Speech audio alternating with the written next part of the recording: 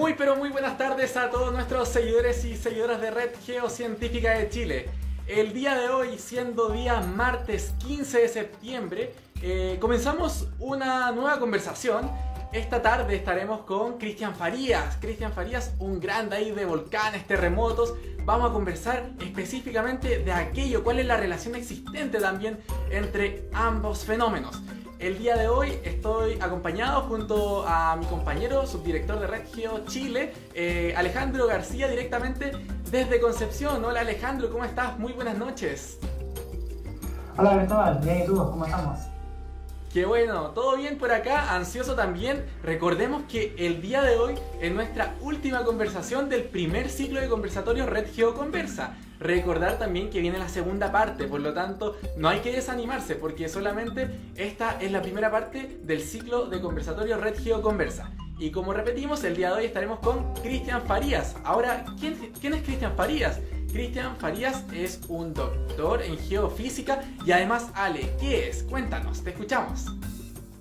Bueno, sí, complementando lo que dices, Cristian Farías es un licenciado en Ciencias con mención en Física de la Universidad de Chile, tiene un magíster en Ciencias con mención en Física de la misma universidad y un doctorado en Geofísica de la Universidad de Bonn, en Alemania. Te comento más también, Sí.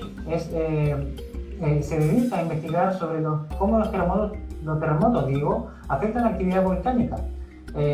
Además es comunicador científico en temas ligados a terremotos y volcanismo, con especial interés cómo las comunidades conviven con fenómenos naturales potencialmente destructivos. Increíble, entonces esta noche estará realmente buenísima. Vamos a terminar este primer ciclo de conversatorio, bien digo, conversando acerca de terremotos y volcanes, qué mejor. Así que también, como todas las noches, todas las tardes también, vayan escribiendo por favor en los comentarios si realmente se ve bien, se escucha bien, porque habían algunos problemas técnicos también de internet, así que asegurémonos de esos.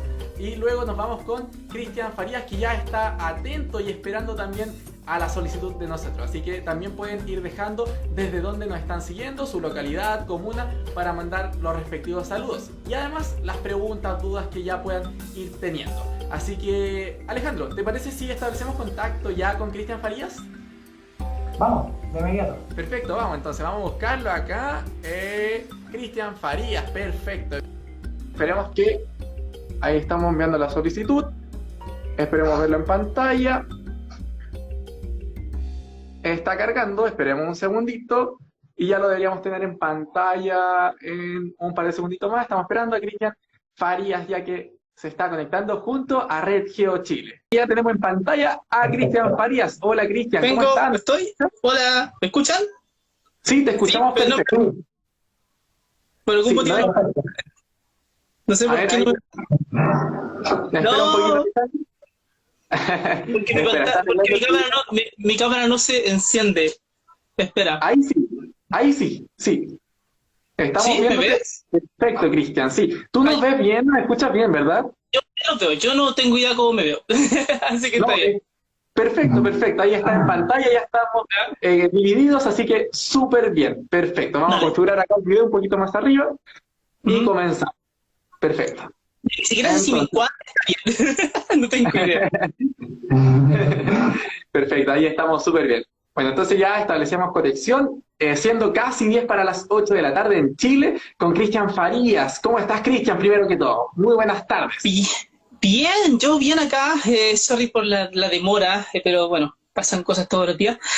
Así que bien, contento de estar acá. Muchas gracias otra vez por invitarme y que sea una conversa entretenida nomás. Eso, muchas gracias a ti, obviamente, por parte del equipo. Realmente nosotros encantados porque eres el que cierra el primer ciclo de conversatorio Red Geo Conversa, así que felices y encantados que esta tarde nos estés acompañando y bueno, para conversar acerca de temas atingentes sobre terremotos, volcanes y las relaciones existentes entre ellos también. Perfecto, ya pues, hay que ustedes pregunten y empecemos nomás. Perfecto, entonces comencemos por la pregunta de rigor que siempre se la hacemos a todos nuestros invitados.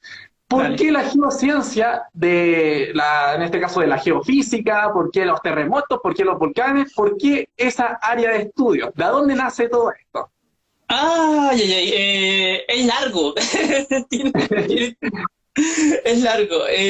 A ver, yo muy niño siempre he sido el clásico niño que le gusta la ciencia. Partamos de eso. Siempre ha sido así. A ver, yo nací, tengo que partir contando un poco mi vida, porque así yo puedo llegar a explicar cómo llegué a hacer esto. Yo nací en Calera, ciudad de ahí del interior de la quinta región, muy fea, tierra también de grandes próceres como el doctor Sergio Jadwe o la señora Víctima. El punto es que cuando yo tenía 2 años y medio, mi papá, que era asistente social en gendarmería, lo movieron hacia la colonia Mendoza, que es una cárcel que está que es como cárcel sin rejas, cerca de Vilcún. Y desde ahí yo podía ver el Llaima increíble. Entonces era la primera vez que yo veía un volcán. Y justo cuando yo tenía como 3 años, tenía 3 y medio, Lonquimay hizo erupción. En realidad fue la erupción del cono Navidad.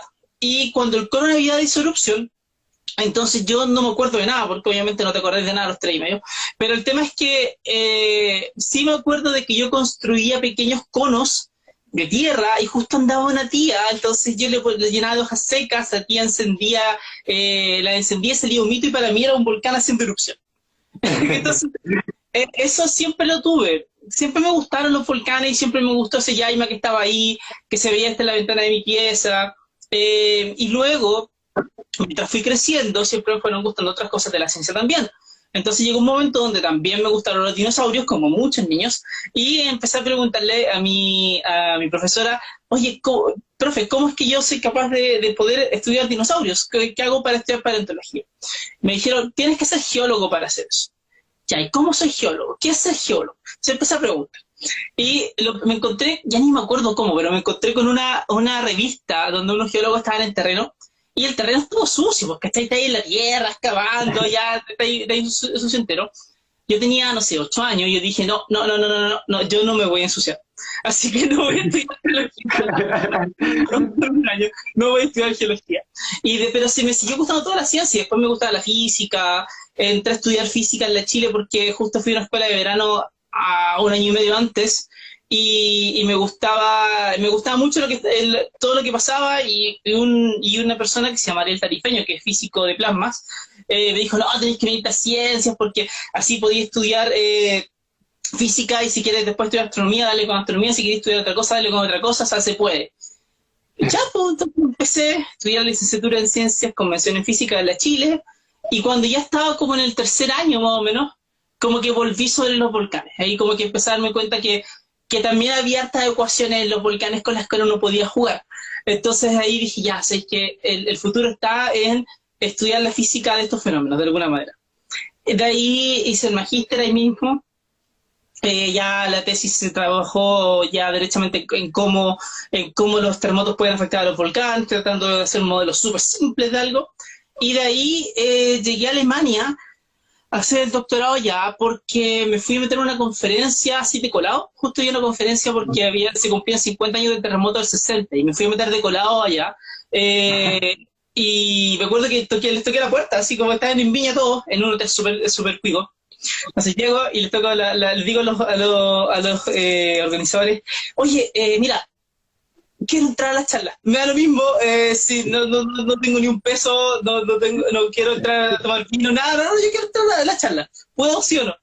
Sí, claro, ya. Entonces uno va a una conferencia, no tanto a ver las charlas, vaya a conocer gente. Entonces ahí me fui y conocí, justo había un tipo que estaba presentando algo súper entretenido, de cómo terremotos podían afectar la actividad volcánica, así que ahí enganchamos, conversamos, después me tocó ir a un congreso en Francia, el loco me pagó de este...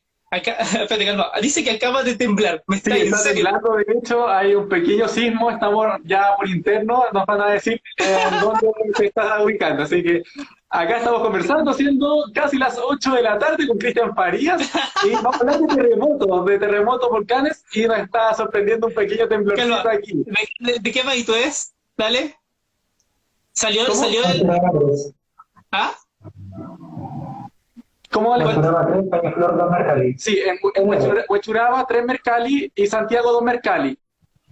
Ya, ¿y dónde se originó? Ni idea, todavía el centro sismológico no dice mucho. Todavía no. ¿Me podrían avisar por interno, por favor, si está el epicentro calculado, por favor, para poder también... Ahí nos reportan en Recoleta, ahí en Santiago. Ahí no sé qué hace Felipe, ¿no? Región, sí, pues magnitud 4 y algo, quizás. No sé, por Sí, ahí. puede ser porque se percibió en Quillota, Ya. no, Villa Alemana nada, no. Debe haber sido, claro, puede ser a ver, en Valparaíso. Apostemos ya. Cristian, ¿dónde fue el epicentro? ¿En qué región? A ver, mira, eso tiene que ser cerca de la Ligua. Cerca de la Ligua. Alejandro, ¿por dónde apuestas tú que puede haber sido el epicentro? Centro Navidad. sismológico nos dice el tiro. Navidad, dice Navidad Alejandro. Para el otro lado, completamente perdido. Ya, para Navidad siempre hay sismo en esa parte. Sí, Sí. del sur. Ok, dale. Ya, oye, está bien. ¿Seguimos con la vuelta de la geociencia o no? Sí, ¿O no? comencemos. Ahí cuando tengamos el parámetro, lo decimos, ¿ya? Ahí jugamos un poco, ya mira. Entonces al final terminé haciendo el doctorado ya entregado entero, o sea, ahí viendo tratando de simular cómo los terremotos podían afectar la actividad volcánica, de ahí me vine a Temuco de vuelta, y entonces en realidad cuando sale la pregunta de por qué te gusta, es porque en realidad me ha gustado toda la vida. Entonces, desde que tengo conciencia que los volcanes han sido parte de quién soy yo. Y eso hace de que entonces siempre pueda como ligar diferentes decisiones que he tomado o diferentes oportunidades que he ido sacando adelante que me dicen, oye, ¿sabes que en realidad sí, tengo como, o sea, mi vida está un poquito ligada a los volcanes, entonces siempre me han gustado por eso. Y quizás, claro, es un poco cliché, porque es como el clásico niño ñoño que siempre le gustó este tipo de cosas, pero bueno, así llegué nomás. Excelente, una gran trayectoria también a nivel académico, realmente ahí con el doctorado, todo lo que es el tema de las charlas, el interés siempre estuvo desde pequeño en realidad, según lo que estamos escuchando ahí. Tal cual, Excelente. siempre estuvo. Qué bonito, qué bonito. Entonces, nos imaginamos que hasta el día de hoy sigue intacto también. De hecho, debería ser más, ¿no?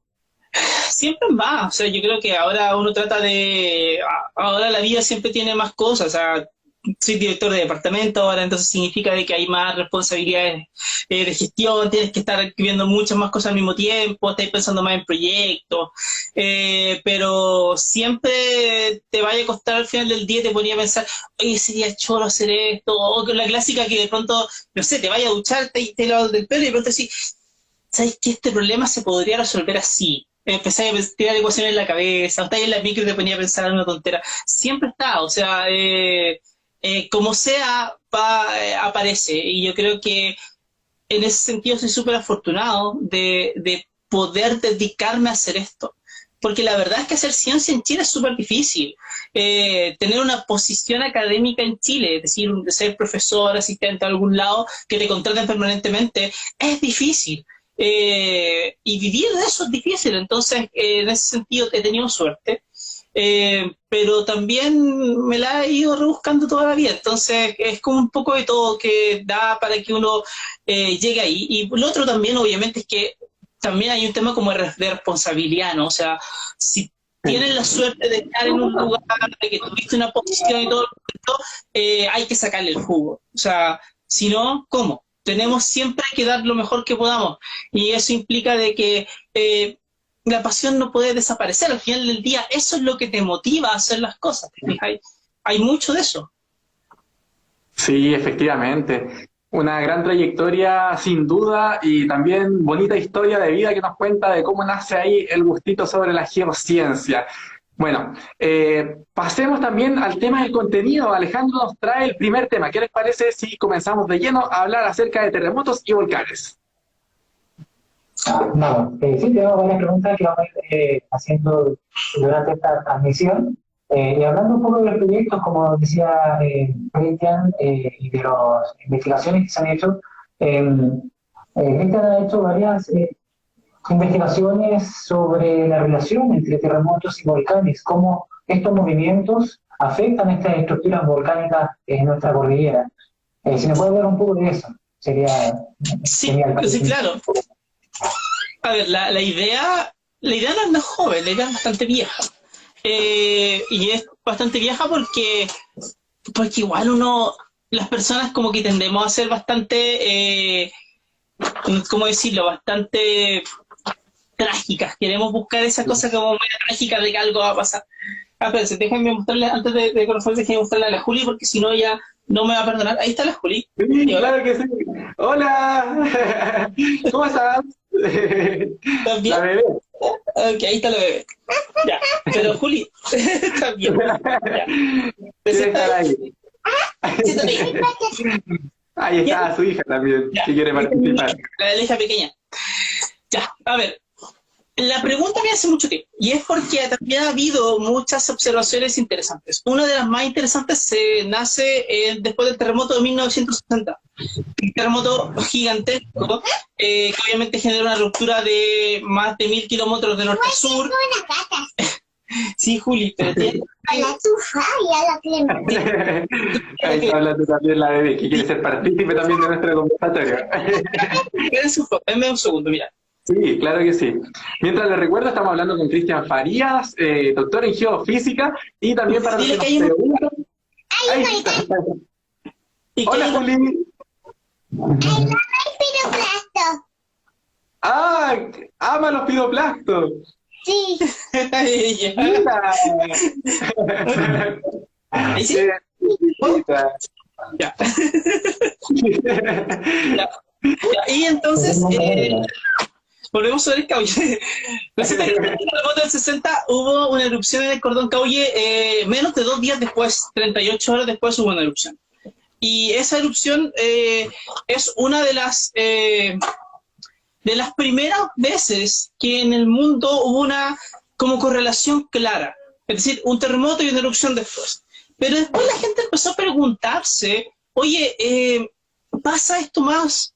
Y si es que pasa, ¿por qué pasa? Porque al final del día tú puedes tratar de ver una correlación donde dos fenómenos ocurren de manera parecida, es decir, o pasa uno y después viene el otro, pero no necesariamente se implica una causalidad, o sea, no necesariamente uno influye al otro. Entonces de ahí empezaron a hacerse estudios y la verdad es que los estudios no empezaron a agarrar vuelo, sino hasta como ya fines de los 90. Cuando ya había mucha más claridad sobre cómo eran las distintas erupciones, cuál era el catálogo grande de erupciones en el mundo, y donde también había muchos más terremotos grandes que se habían logrado capturar. Entonces ahí empezaron a hacerse las preguntas, oye, y este viene de aquí y aquello viene acá.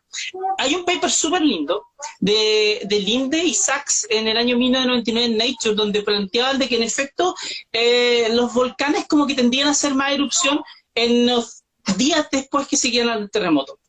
El tema es que con el tiempo, te hablemos de aquí, desde el 99 hasta el 2019, 20 años después, cuando ya sí tenían muchas más mediciones para poder ver todo lo que pasaba, en realidad no era tan así, pero sí de a poco lo que hemos ido haciendo es que nos hemos ido dando cuenta de que las respuestas de los volcanes en realidad no son solamente una erupción, porque al final la erupción es lo más crítico que te puede hacer un volcán, independiente que sea grande o que sea chico, pero hay muchas más cosas que pasan en un volcán.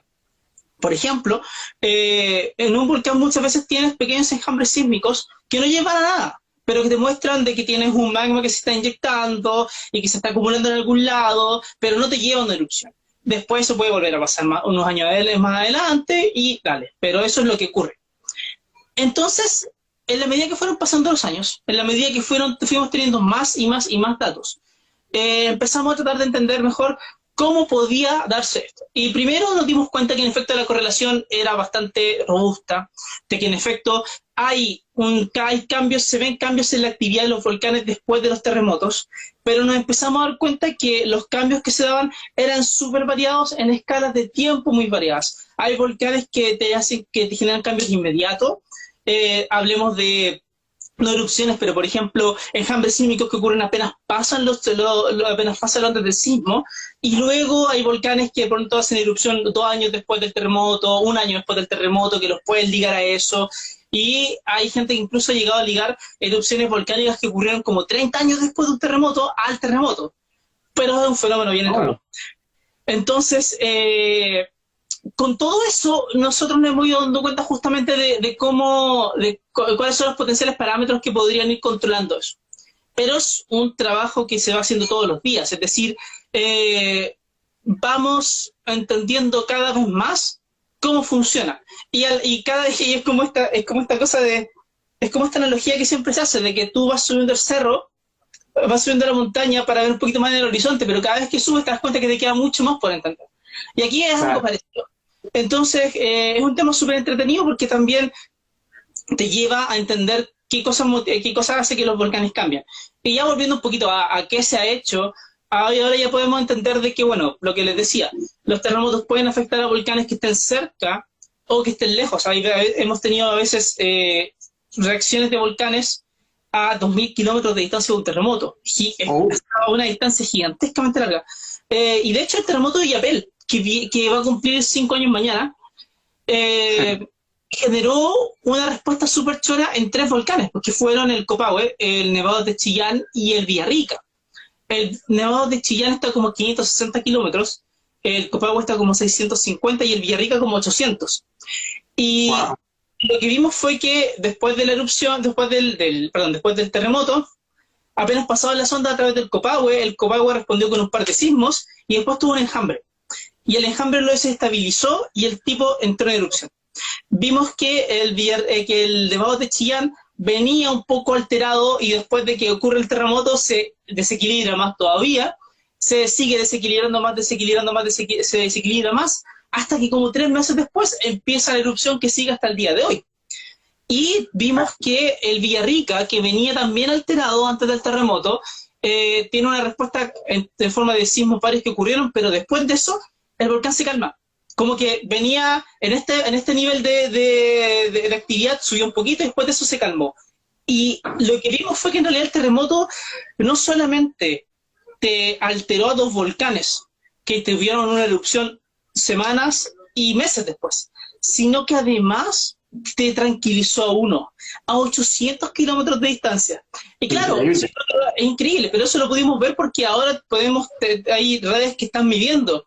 Porque si tú te pones a ver la respuesta de un volcán, claro, uno puede decir, sí, pues un terremoto, si un terremoto activa un volcán, un terremoto podría calmar a un volcán. Quizás tiene cierto nivel de sentido, pero ¿cómo te das cuenta que un volcán se calma? Si le preguntas a alguien en 1940 que vivía al lado de, no sé, al lado de un volcán en cualquier lugar del mundo, viene un terremoto, y el tipo ve que el volcán antes no hacía erupción y después no hacía erupción. Al volcán no le pasó nada para esa persona y en el registro que hay como que no pasó nada. Hoy nos preguntamos si acaso algunos de esos volcanes que no pasó nada, en realidad sí hicieron algo, que era calmarse. ¿Te fijas? Wow. Entonces, ahí uno va sacando cosas. Y hay un trabajo que estamos preparando también, súper bonito, que es sobre cómo el terremoto del Maule que tranquilizó al Yaima. El Yaima está en su fase más tranquila en la historia que le conocemos, desde que le comprendemos más o menos bien cómo funciona. Y la verdad es que hicimos modelaciones para ver, modelamos un poco cómo podía hacer que el terremoto lo haya afectado. Y claro, el volcán no solamente disminuyó muchísimo su sismicidad en los años que siguieron, ya lleva 10 años siendo una erupción, lo cual es larguísimo para él. Y aparte encontramos un argumento para poder decir, ¿sabéis que en realidad el terremoto sí pudo haber calmado al volcán? Y eso tiene que ver con que el terremoto quizás abrió como espacios debajo del volcán, que hicieron que el magma que estaba más cerca de la superficie ahora bajara y se quedara abajo. El tipo encontró que era más fácil quedarse abajo que quedarse arriba. Entonces eso te abre la puerta a decir, ya, pero si pasó en el Yaima, ¿en cuántos otros volcanes pasó? Pero lamentablemente para el terremoto de 1985 no tenías los volcanes monitoreados. Para el terremoto 60 poco. Viste solamente al Cauye que hizo erupción, al Calbuco que hizo erupción después, y te empiezas a preguntar qué les pasó al resto. Y es una pregunta súper válida, porque por ejemplo, y sorry que me explico tanto, el cordón Cauye está al lado, pero al lado de un grupo volcánico que se llama Carrán Los Venados. Y el Carrán Los Venados, según la gente, no le pasó nada. No hubo una erupción. Entonces, ¿por qué el cordón Cauye es erupción y el Carrán Los Venados que está al ladito no le pasa absolutamente nada? Ahora lo que nos preguntamos es si de pronto no le pasó otra cosa, quizás se calmó, pero tendríamos que entender por qué. Y ahí es donde uno empieza a ver cuáles son las razones, y eso es harta pega que uno está haciendo todos los días, en definitiva. Claro, nos imaginamos que debe ser un gran trabajo también, por ejemplo, sobre todo conocer el historial de estos volcanes que no fueron monitoreados en su tiempo, por lo tanto, igual debe ser un gran trabajo analítico para poder comprender a través de crónicas, no imaginábamos la historia como tal, ¿verdad? Sí, ahí afortunadamente tenemos esta suerte en Chile de que ha habido una historiadora que se ha dedicado a ver las cronologías bastante bien. Ella se llama María Eugenia Petit Brel, es de Temuco también. Ahora está en Sevilla, y ella trabajó durante muchos años con el CERN Geomin para poder establecer de buena manera cuáles eran las erupciones reales. Porque a veces, no sé, la gente te engrupe. De hecho, me acuerdo que una vez que estábamos con la gente del doctorado de Bonn, vinimos a Chile, fuimos al Nevado de Chillán antes que hiciera erupción, antes de que pasara todo esto. Y empezamos a entrevistar a la gente ya, porque justo, era la tontera, justo vinimos con un equipo para un documental. Entonces hay un documental por ahí donde yo no tengo lentes, tengo como 10 años menos, y entonces ese tipo de cosas. Entonces para el documental teníamos que preguntarle a la gente cómo habían visto el volcán y si había pasado algo después del terremoto. Nosotros sabíamos que no, pero llega y los compadres a los que les preguntábamos le decían a todos, era como, no, si es que se dio, aquí el volcán reventó y tuvimos la avanza columna de ceniza y tú lo veías como, ya, no, eso no pasó, eso no pasó, pero te engrupían. Y como se aprovechaban de que los otros no hablaban castellano, y yo era el único que hablaba castellano de todo el grupo, como que trataban de engrupirlo a todos y yo los miraba con cara de, ¿estás seguro que eso pasó? No, tranquilo. ¿Sabes cómo? Siempre tratando de ponerle un poquito más a la historia, ¿no? Sí, es como una cosa media folclórica nuestra, ¿no? Sí, claro que sí. Aquí el chileno también hay que reconocerlo. Bueno, sí. Antes de pasar al otro tema, Cristian, te comentamos también ahí el cariño de la gente, también ya están comentando desde distintas partes. Por ejemplo, acabamos de leer hace un ratito atrás desde Brasil, por ejemplo, que nos están observando, así que hemos tenido un gran alcance. Y por ahí uno de los últimos comentarios que alcancé a leer dice, wow, el chico de los volcanes de Twitter, qué joven se ve. Así que ahí está ahí la gente también para Cristian Faria. Tendrían que tratar de adivinar qué edad tengo. Yo creo que por eso sería una pregunta interesante. Porque siempre he tenido cara de... Así que... Sí, de hecho también por eso estaba preguntando cuántos años tiene, así que tal vez la podríamos responder al final, ¿no? Para que se queden ahí. Dejémoslo al final, a ver, que tiren los números, a ver qué sale. Sin googlear. Perfecto. Alejandro, entonces pasemos al próximo tema y coméntanos, ¿con qué seguimos? Bueno, sí, tiene bastante investigaciones el profesor Farías y, bueno, conocido también por bastante actividad en Twitter que tiene. Y, bueno, una de las últimas investigaciones que hizo Farías fue un informe que fue publicado en la revista de Geofísica Entonces, si no lo pronuncié mal, que es esta investigación sobre el terremoto de Illapel que afectando a los volcanes, como bien mencionó Copahue y Villarrica. Y también voy a hacer énfasis sobre una observación que hizo a través de sus redes sociales también, con respecto a un sismo que ocurrió 6.9 en Pichilemu y que afectó también a Copahue, bueno, haciendo esa observación más que nada, la naranja el año pasado. Siguiendo a la pregunta, ¿a qué distancia, o dependiendo de la magnitud, puede afectar un terremoto hacia un volcán?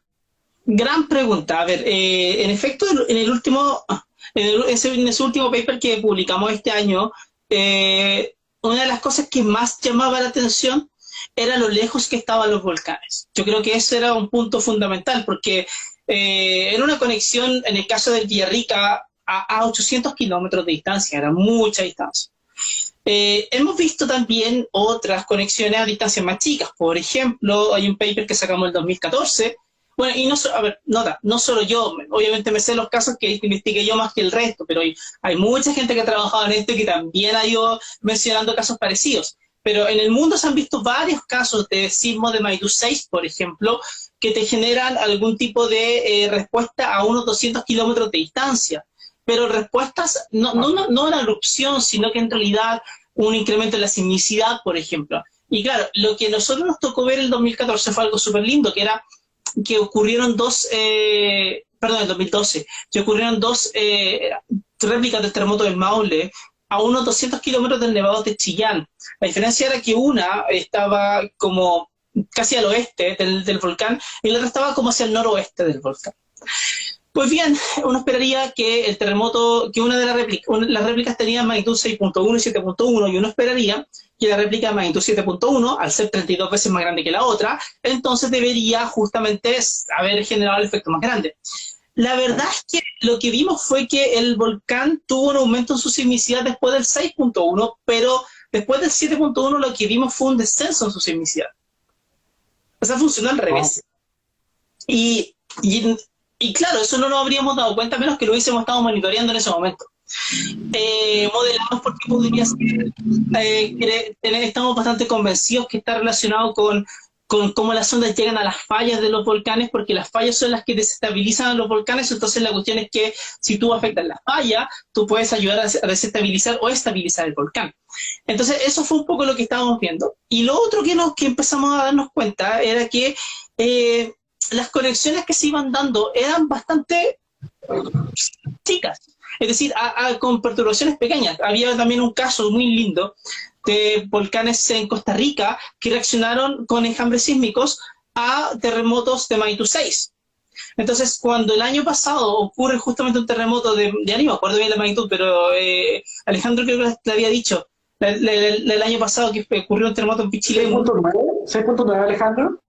6.9. Sí. Me acuerdo que cuando vi que era 6.9 dije, esa cuestión está como 250 kilómetros del Copahue, y dije, el Copahue algo le va a pasar. Porque la verdad es que el Copahue ya venía alterado de entrada, entonces venía un poco más sensible, y de dónde se ocurría el terremoto uno podía presumir de que las ondas iban a generar un efecto en el Copahue. Así que tiramos la idea, después me hablé con un amigo de Concepción y nos dimos cuenta que sí, que se veía como una correlación interesante. Dijimos que íbamos a tirar un paper y todavía no hemos hecho nada. Así que todavía tenemos que sentarnos a demostrar que sea así.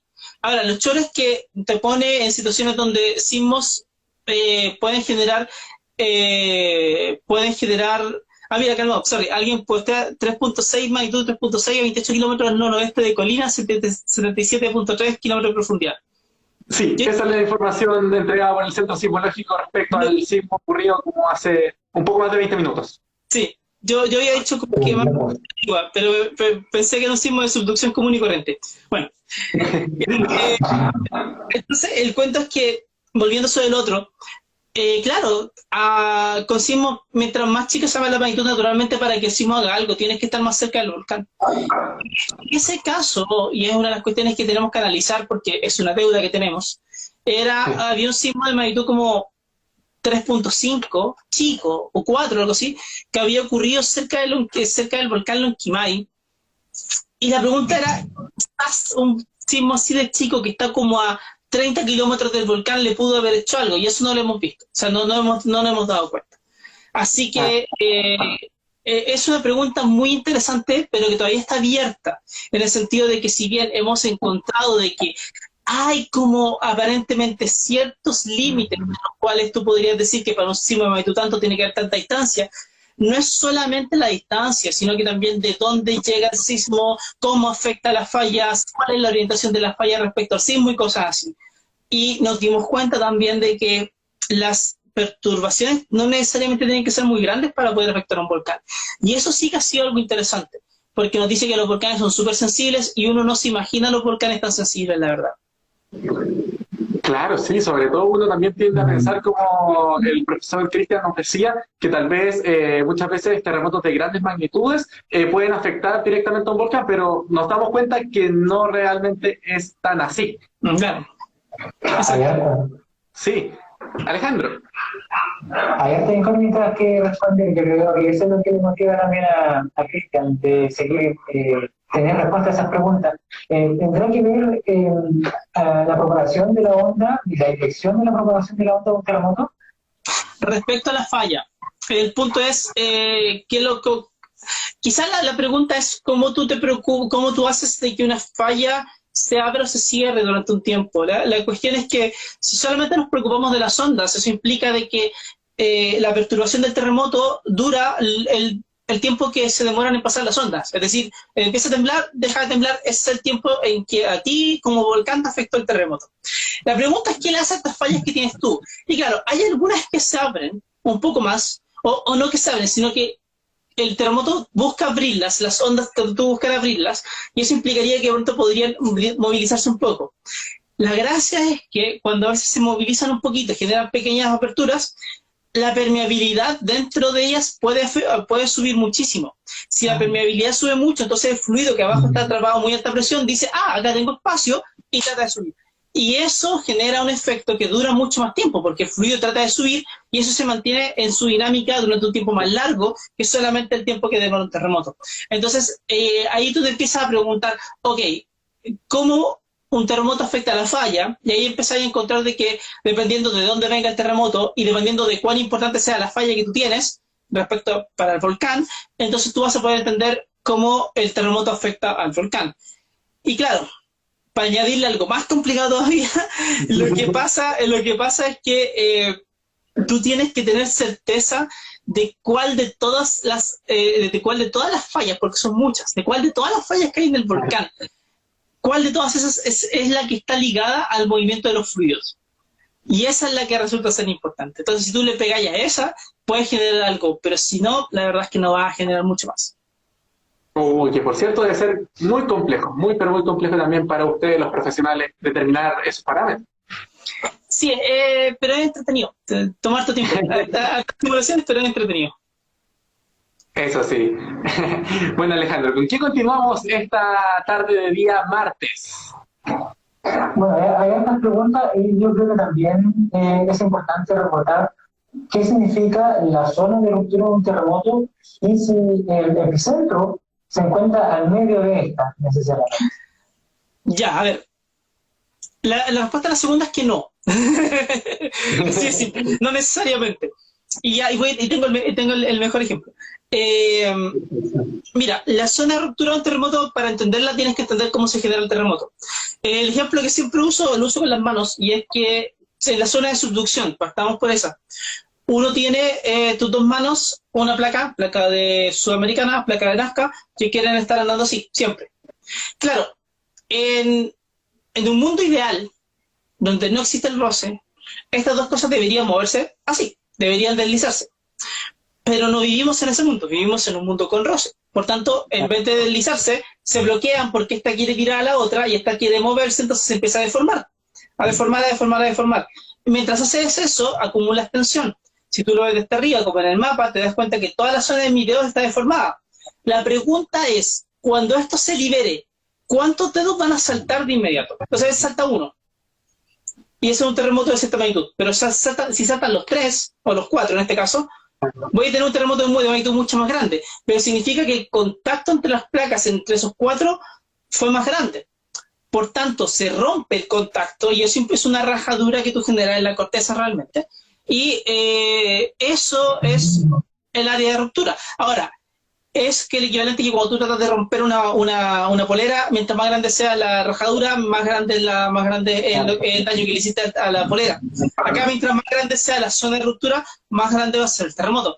Y eso tiene que ver en todas esas zonas que las placas que estaban bloqueadas se desbloquearon durante el terremoto. Ahora, no todas las, independiente de todo, de cómo esté tensionado esto, la siguiente pregunta es, ok, estos 4 dedos, por ejemplo, que se van a mover, ¿se mueven todos lo mismo? ¿O de pronto este se mueve más, se mueve menos y este se mueve tanto?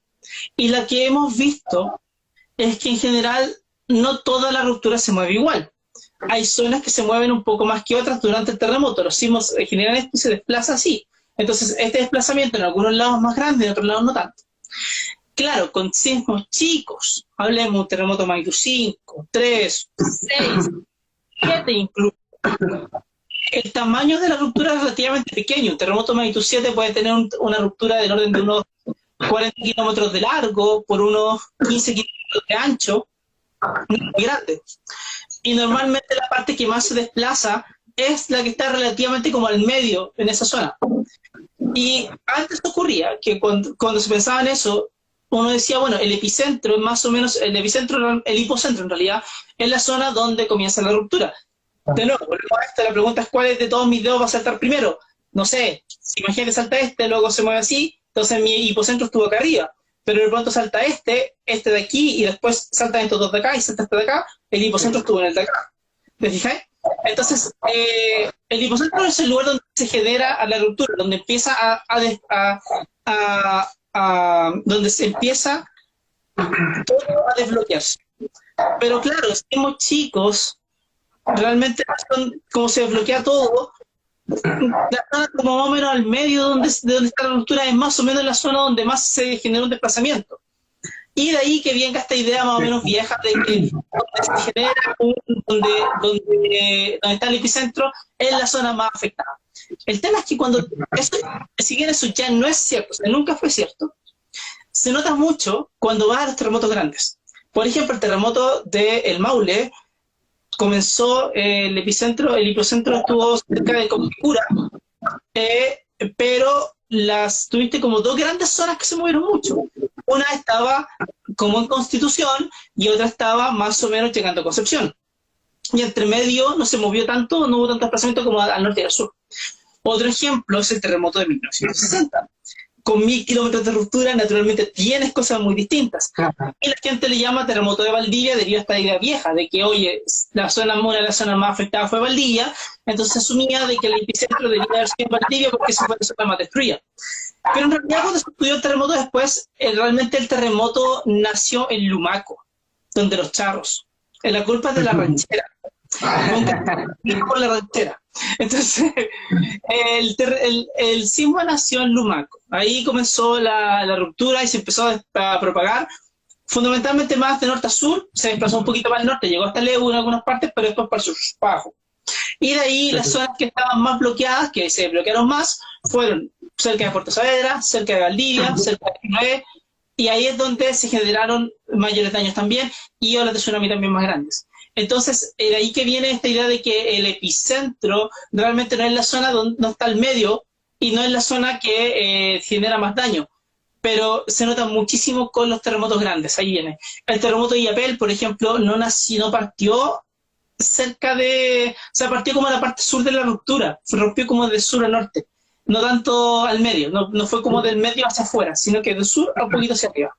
Y esas dinámicas se dan. Son bien interesantes, de hecho, para estudiar. Perfecto. Profesor Cristian, hablando también y abarcando el tema de los terremotos, hay una pregunta que nos dicen por interno, que dice sobre el terremoto de Atacama del 1 de septiembre, si afectó o alteró también Volcán, por ejemplo, ¿me pueden corregir? Yuyayaco y las Tarrias. No lo sé. No lo sé porque, porque como no trabajo en el observatorio, no veo los datos en vivo. Pero al menos, a ver, si hubiese habido algún enjambre en esos volcanes, en el Yuyayaco no sé, porque creo que el Yuyayaco no está siendo monitoreado por el OBDAS, pero las Tarrias sí.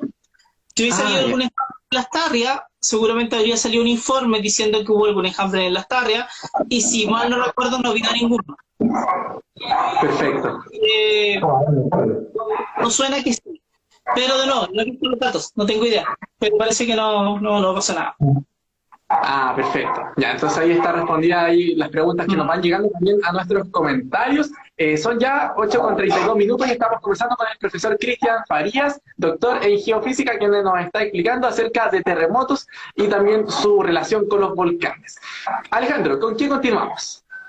Con ese mismo tema. Pero vémonos al revés.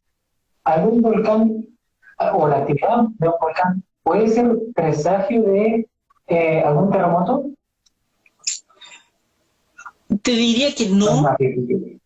Te diría que no, pero... A ver, hay muchos pero. Estas cuestiones no tienen respuestas como sí o no.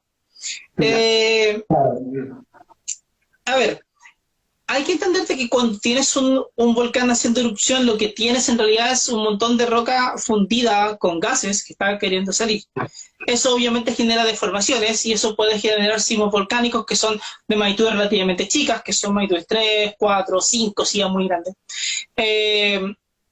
Pero esa deformación también puede afectar fallas cercanas. Eso podría gatillarte pequeños enjambres sísmicos en fallas que están cerca de los volcanes. Claro, técnicamente está gatillando un terremoto. Ahora, alguien me va a decir, ya, pero tenís sismos de magnitud 2, o cuestión no es un terremoto. Ya, pero se entiende el punto de que está gatillando sismos, Claro. finalmente. Al final todos los sismos son terremotos, solamente que hay unos más grandes y otros más chicos. Claro. Sin embargo, si bien en Chile no hemos tenido muy bien documentado el caso de alguna erupción que genere enjambres cerca, lo que sí se vio en Italia era que había un volcán, que ya se me olvidó cuál era, que hacía erupción y después de que hacía erupción se veían unos enjambres como a unos 30 kilómetros de él. Y que después que eran enjambres chicos. Y que de pronto si se encontraba un sismo en ese lugar, uno de magnitud más grande, como 5 por ejemplo, te podía generar enjambres en el volcán. Entonces, como que se veía una influencia del volcán a la falla y de la falla al volcán. Pero claro, era una cosa como muy específica de ese volcán con su sistema de fallas y en ese lugar. Entonces, la respuesta es que, claro, se puede dar, pero no es como que uno diga, oye, mira, el volcán está haciendo erupción, tengo esto otro, ahora se viene el terremoto de magnitud 8 en la costa, porque no tendría un argumento físico para decirte que eso fuera así. ¿Me entiendes? O sea, no tendría un argumento físico como para decirte de que el volcán puede realmente afectar el proceso de descarga de un terremoto, en definitiva. Excelente. Ahí queda bastante claro, ¿verdad, Alejandro? Sí, de todas maneras. Uh-huh. Bueno, y en la misma línea también hay varias preguntas también, Alejandro. Cuéntanos, ¿qué sigue también? Mira, sí, hay una pregunta interesante que me gustaría ya ir más allá de la investigación del profesor Cristian sobre el volcán de Lonquimay y la erupción del cráter de Navidad. Las comunidades que estaban allí cerca, ¿cómo se vieron afectadas? La pasaron mal. Esa erupción del Navidad duró mucho tiempo, primero que todo. Y lo que pasó fue que la ceniza de esa erupción contenía mucho flúor. Y eso cayó en el pasto, justo en el lugar donde los animales de la zona pastaban, que era el ganado de la gente que vivía ahí. Es cierto, la ceniza llegó realmente, o sea, no es que ella haya salido volando, a la cabulla que estaba cerca no le pasó prácticamente nada, mucho tampoco, pero le llegó la ceniza. Esto donde, los habitantes tenían que ir con mascarilla, por ejemplo, evitar salir, evitar juntarse, no sé si les suena parecido eso, porque tenía ceniza que puede irritar todos los ojos y la respiración. Pero los animales se la pasaron mal. Y de hecho los animales murieron. Y al morir los animales, la gente perdió su sustento económico. Y eso fue súper difícil para la zona. Ya la zona de Lonquimay es una zona muy pobre, siempre ha sido muy pobre y ha tenido inviernos muy crudos.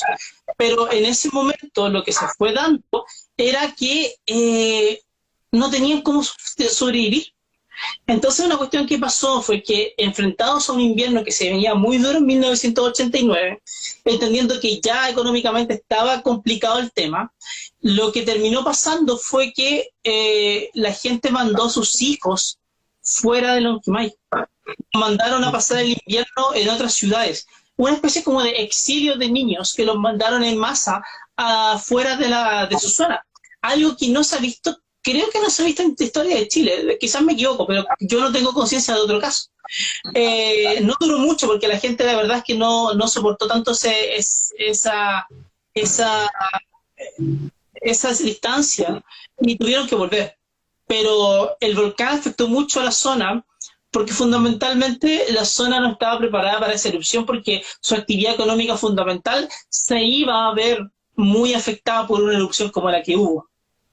Claro. Y ahí fue el problema.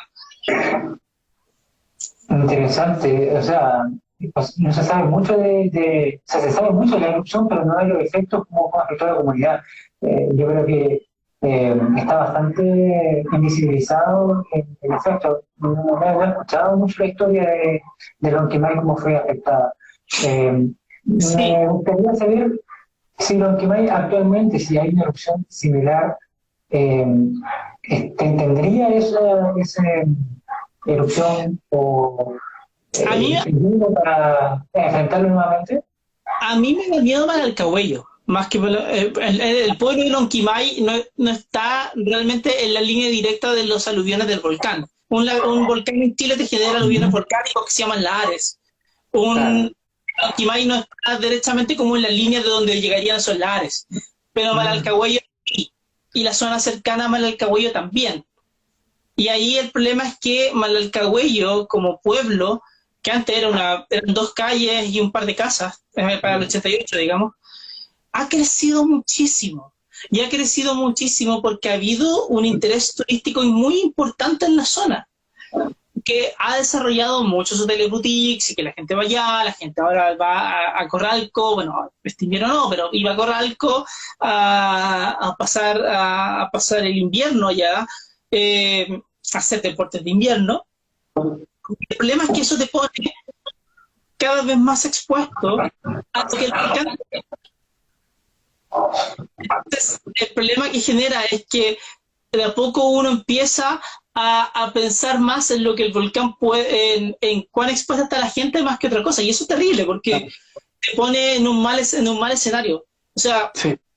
si bien el volcán puede hacer lo mismo, la exposición de la gente a lo que el volcán puede hacer es más grande hoy día que hace 30 años atrás. ¿Es algo así como el Petrohue con el volcán Osorno? También el ozono es un problema grande, es bien grande, porque no le hemos visto esa erupción. Mm, claro, O y ahí sea, es más es complejo más, también tener un panorama, ¿no? mucho más, porque la última vez que el ozono hizo erupción fue hace más de 150 años. El tema es que, Mm, el tema es que uno ve los 150 años antes de que dejara de hacer erupción, y era uno de los volcanes más activos de Chile, como con 8 erupciones en 150 años, que es bastante para un volcán. Eh, Sabemos que esas erupciones no eran muy explosivas, que quizás eran más parecidas como a la del volcán Villarrica, que generan ríos de lava y altos lahares porque está cubierto con un glaciar bastante grande, en retroceso, pero sigue siendo bastante grande. Eh, pero desde entonces hasta ahora la gente se ha puesto a vivir ahí y ha desarrollado una industria bastante importante en términos turísticos, de espalda al riesgo completamente.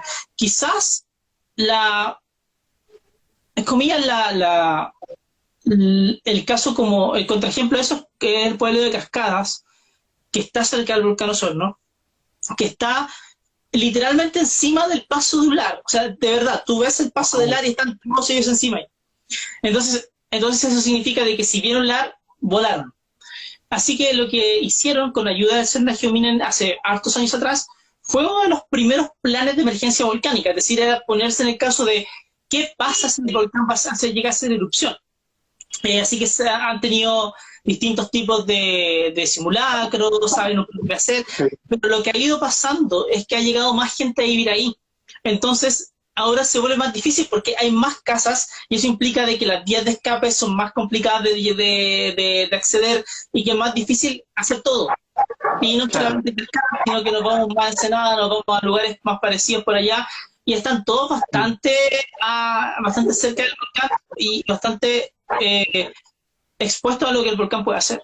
Pero todavía el volcán, una de las otras cosas que va a pasar, es igual medio extremo, pero una cosa que podría llegar a pasar si que se llega a dar mucho en el futuro, es que si el volcán tiene una erupción muy explosiva y parte del vuela, podría, sí, pero es muy como ya un caso muy específico, o sea que es difícil que pase. Tú podrías tener un montón de material que caiga como avalancha hacia el lago Yanquihue, porque el sol no está literalmente encima del Yanquihue. Y eso Ah, llevaría a que tú podrías generar un tsunami en el Yanquihue que llegue hasta Puerto Varas.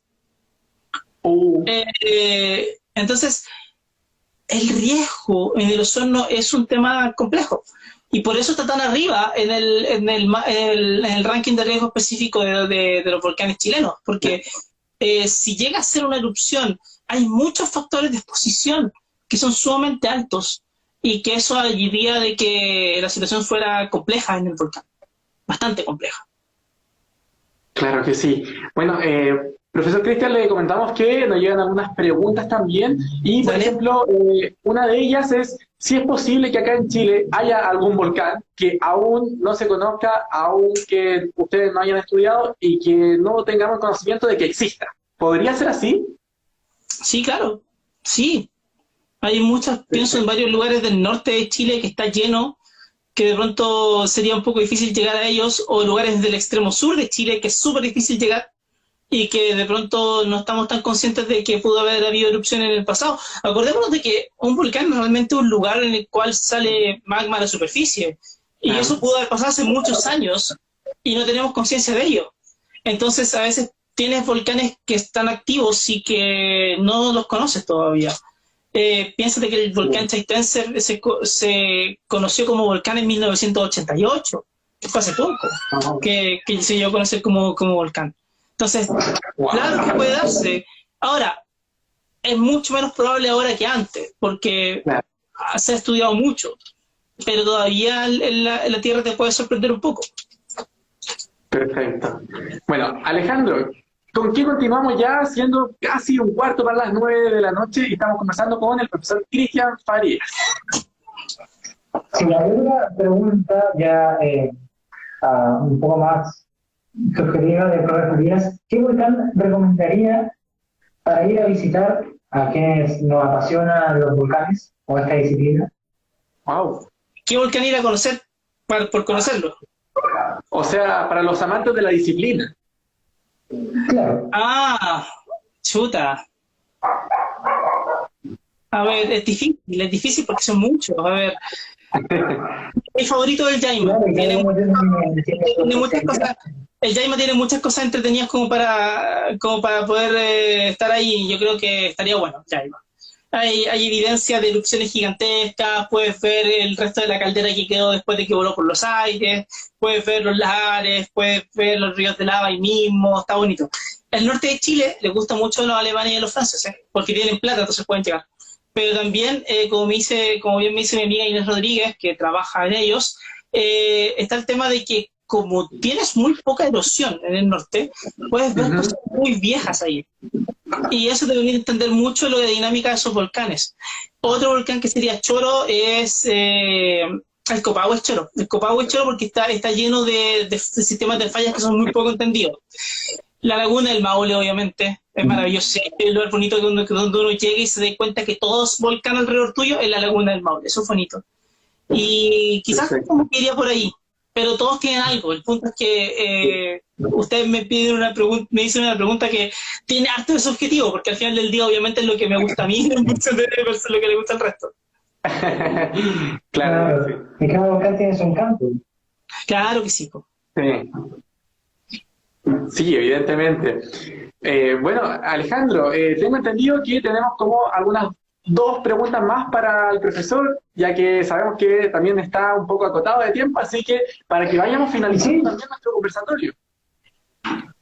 Bueno, tengo 2 preguntas siguiendo esta, que es ¿cuál es su volcán favorito y cuál le gustaría conocer? Volcán favorito es el Yaima. Volcán que me gustaría conocer, ¿de Chile o de cualquier lado? De cualquier parte del mundo, o también de Chile podría ser. Uy, a ver, de Chile, de Chile tengo, necesito conocer el Chaitén, no lo conocí y me queda. Y de fuera sería el Pinatubo y luego sería el Krakatoa. También quiero conocer esos locos de ahí. Wow, son travesías bastante buenas, al menos en Chaitén, por ejemplo, hay una travesía donde se viaja en balsa, después en el bus, es muy buena, muy buena. Bonito. Vamos con la última, ¿no? Sí, ¿qué les parece? Vamos con la última pregunta. Ya, esto va a ser un poco de entretenida y falta la respuesta que está esperando la gente. La pregunta que hicimos a la pregunta. Ah, Bueno, ¿Qué te sucede, Cristian, cuando escuchas en la televisión, en la radio, un medio de comunicación, o por portales en internet sobre terremotos de X grados? ¿Cuál es tu primera reacción? Ya Muere estamos un, viendo la ga- reacción en pantalla. muere un gatito cada vez que pasa eso, po. Muere un gatito cada vez que pasa eso. A ver, la respuesta, el tema es el siguiente, mira. La típica que te van a decir, el terremoto, a ver, es que hay muchas formas de decirlo mal, ese es el punto. Hay muchas maneras. Tú puedes decir, formas de decirlo mal. Puedes decir, fue un sismo de magnitud 3.4 grados en la escala de Richter, eso está horrible. Puedes decir, fue un sismo de magnitud 3.4 en la escala de Richter, no está tan mal, pero no está tan bien. Puedes también decir una cosa muy mal, es decir, el sismo tuvo una magnitud de 5 grados en Villa Alemana, de 4 grados en La Serena, de 3 grados en Copiapó, y no, están mezclando todo. Mira, es más simple. En la mejor analogía que tengo es la de un concierto. En un concierto, la banda toca, los parlantes están ahí, y eso te genera una potencia en particular de sonido. Hay una cantidad de energía que liberan los parlantes que tú la sientes. Obviamente no da lo mismo estar en primera fila que estar al final, porque la intensidad de lo que tú vas a sentir va a ser completamente distinta. Entonces, cuando uno habla de magnitud, habla del tamaño del terremoto, que tiene que ver con esto de cuánto grande fue la ruptura, y cuando hablas de intensidad, tiene que ver con cómo tú lo sentiste. Ahora, la magnitud es una sola, y se mide dependiendo de alguna característica del terremoto en particular. Antes se medía tomando en cuenta las amplitudes de las ondas en el sismograma directo. Ahora se mide con otros, se mide de una manera un poco distinta. Entonces, el punto es que en un momento la gente se dio cuenta de que medir solamente tomando en cuenta la amplitud de la onda tenía el problema que la escala saturaba, porque los sismógrafos antiguos llegaban hasta cierto punto, no podían simplemente marcar más arriba de cierto valor. Entonces, para poder distinguir de mejor manera, se inventó una escala que absorbía la anterior, que era la escala de Richter de magnitudes, y era la escala de momento sísmico. Y la escala de momento sísmico te da valores razonables. Entonces, si tú dices un terremoto de magnitud 3.4 de la escala de Richter, no está mal, estás diciendo que lo mediste en Richter, pero si dices magnitud 3.4 se entiende perfecto, es magnitud 3.4 y listo. Claro. Ahora, si mides un terremoto de magnitud 5.5 en la escala de momento, también debería ser el equivalente a decir 5.5 en la escala de Richter, porque te dan más o menos los mismos números. Ahora, ¿cómo zafar de la ensalada? Es súper simple. Di, el sismo tuvo una magnitud 5.5 y listo. Entonces eso es fácil. Así es fácil, es mucho más fácil. Pero eso de grados, es que no, es que aquí fue que tanto, y todavía la gente se confunde mucho. Hasta los presentadores de televisión se te confunden un montón. No, es que tuvo 3 grados, fue de 4 grados. Loco, no, si era más fácil. Era magnitud 3, magnitud 4, listo, se acabó. Entonces por eso uno dice, como mezclan tantas cosas, uno dice que matan a un gatito. Aparte, el último es que cuando dices que pasaste de 3 grados a 4 grados, por ejemplo, entonces es como el equivalente a que pasar de 3 grados a 4 grados es como lo mismo que pasar de 4 grados a 5 grados, porque es una escala graduada donde la diferencia entre cada paso es la misma, y no, po. Si uno pasa de magnitud 2 a magnitud 3, el de magnitud 3 es 32 veces más grande que el de magnitud 2. El de magnitud 4 es 32 veces más grande que el de magnitud 3. Así que el de magnitud 4 es 32 por 32 veces más grande que el de magnitud 2.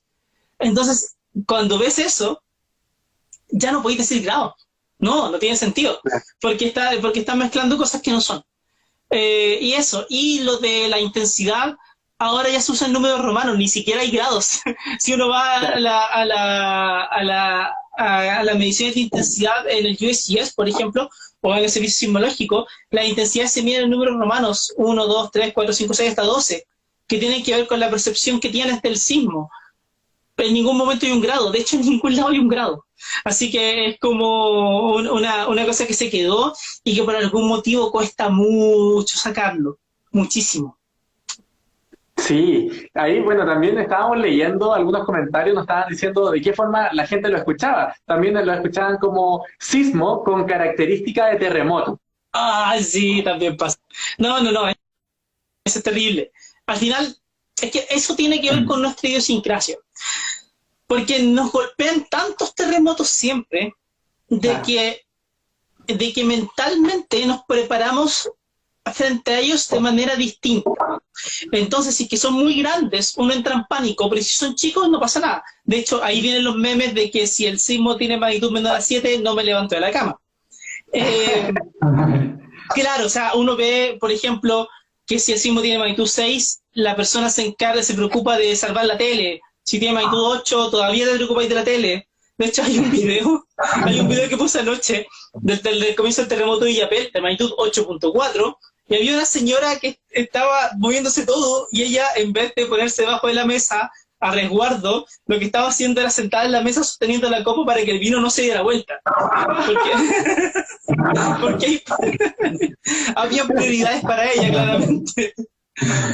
Al final, el tema fundamental es que sismo, temblor, terremoto, son todos sinónimos. Es todo lo mismo.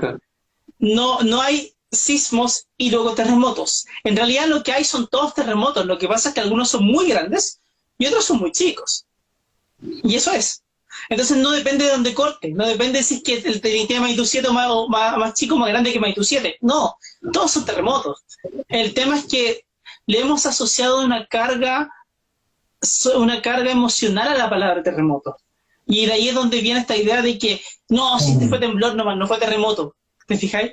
O este tuvo características de terremoto.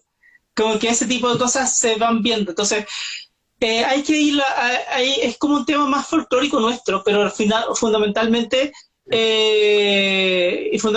no, son todos terremotos. Y eso es no. Sí, claro que sí.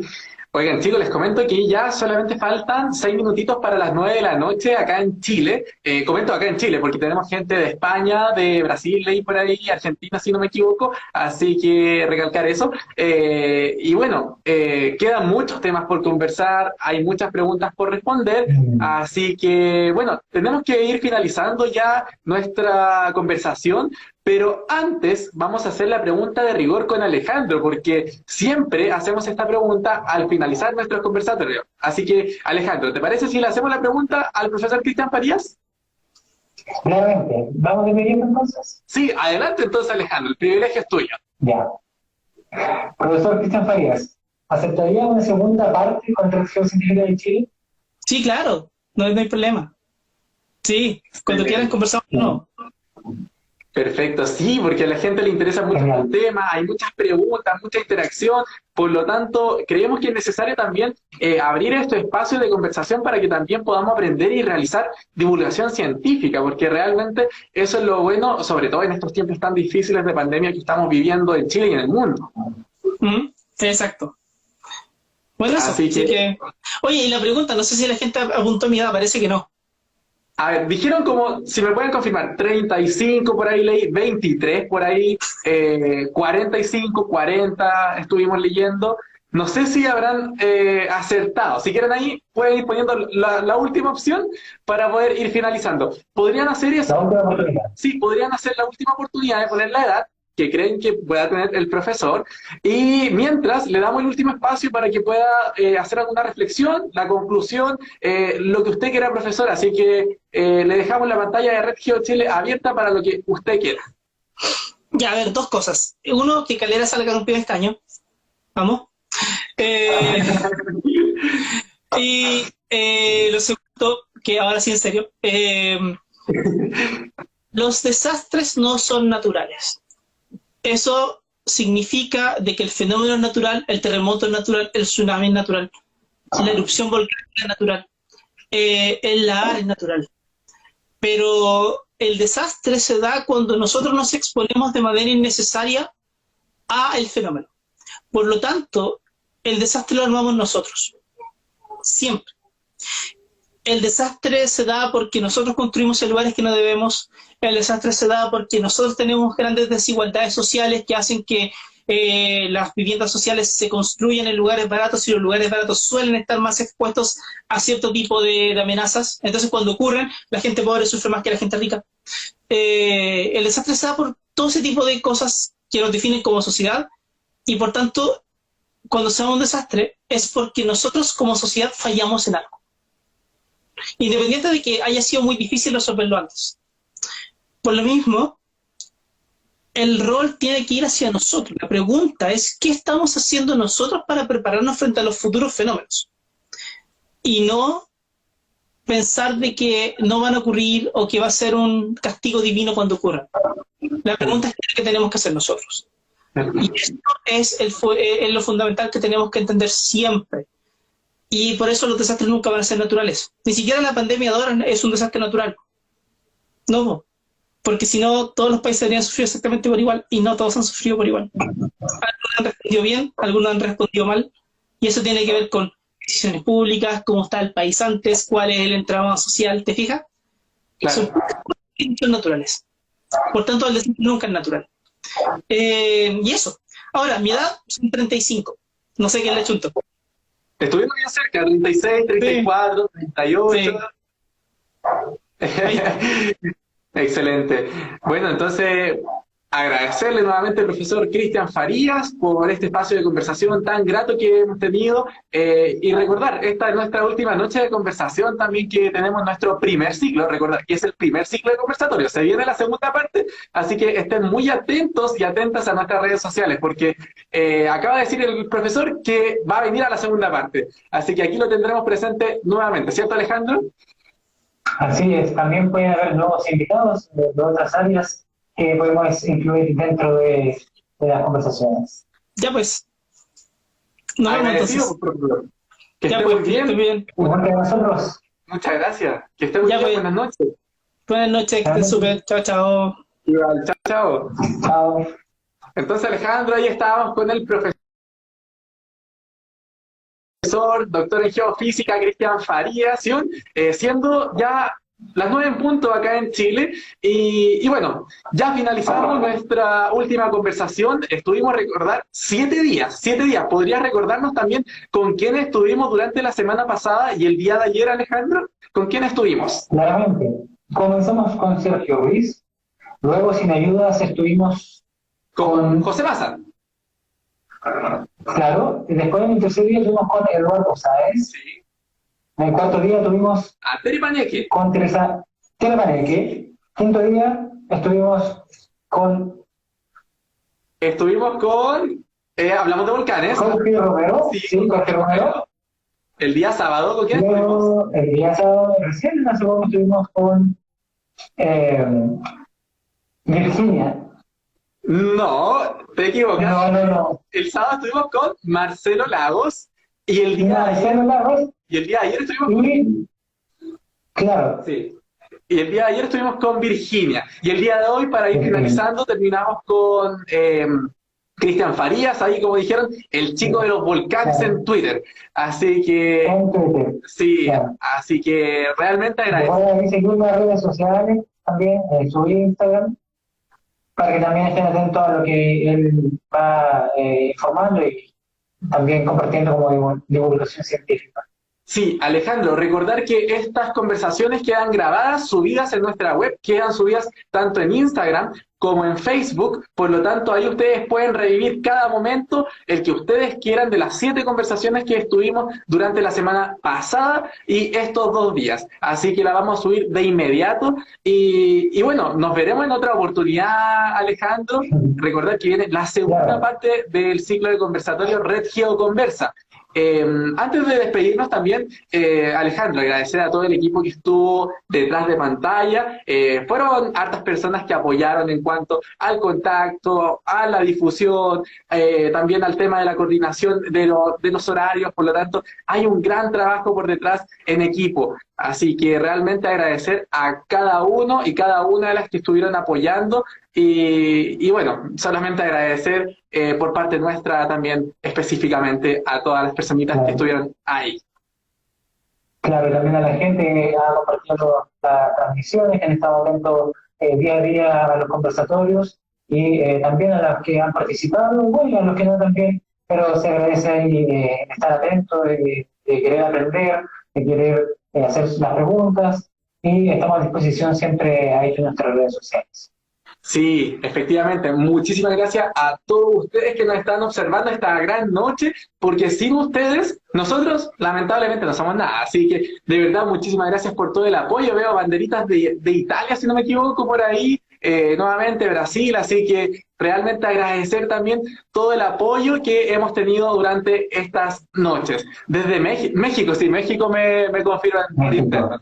Así que nada, pues, agradecer nuevamente y un saludo para cada uno y cada una de ustedes. Recordar también, Alejandro, que nosotros continuamos trabajando día y noche incansablemente para poder hacerle llegar a todos y a toda la información en tiempo real, así que estén atentos a nuestras redes sociales, en Twitter y en Instagram como Red Geo Chile, y en Facebook nos pueden buscar como Red Geocientífica de Chile. Así que ahí nos pueden observar también y ver todos los conversatorios, las publicaciones, los sismos. Viernes de volcanes también tenemos, Alejandro, así que... Claro, miércoles de estrellas. Miércoles de estrellas también, así que realmente ahí pueden buscar lo que ustedes quieran. Y también aprovechamos de hacer la publicidad y la propaganda. Si es que ustedes quieren alguna charla educativa sobre cultura sísmica, de terremotos, de tsunamis, de volcanes, no duden en contactarnos también a través de el direct message, que nos pueden contactar tanto en Facebook, en Instagram y en Twitter. Por ahora recordar que son charlas virtuales, así que nos volveremos a encontrar en otra oportunidad presencialmente como lo solíamos hacer. Así que realmente gracias a todos ustedes. Y bueno, ahí dicen Red Geo no duerme. Efectivamente, el hashtag ahí lo pueden buscar. Red Geo no duerme. Bueno, Alejandro, agradecer también por estar esta noche junto a nosotros y fue una grata conversación junto a un doctor en geofísica, Cristian Faría. Muchísimas gracias también, Alejandro. Igualmente, muchas gracias, Cristóbal. Me agrada estar acá y con toda la gente que está. Perfecto. Muchas gracias. ¿Te parece entonces, Alejandro, si nos despedimos los dos simultáneamente de Chile y el mundo? ¿Hacemos? Ya, entonces a la cuenta de 1, 2 y 3 nos vamos a despedir de todo, ¿ya? ¿Ya, Alejandro? ¿Preparado? Ya. Sí, sí. Ya, Alejandro. 1, 2, 3. 3. Chao, chao, Chile y el mundo. Chao, Chile y el mundo. Chao, buenas noches. Un saludo.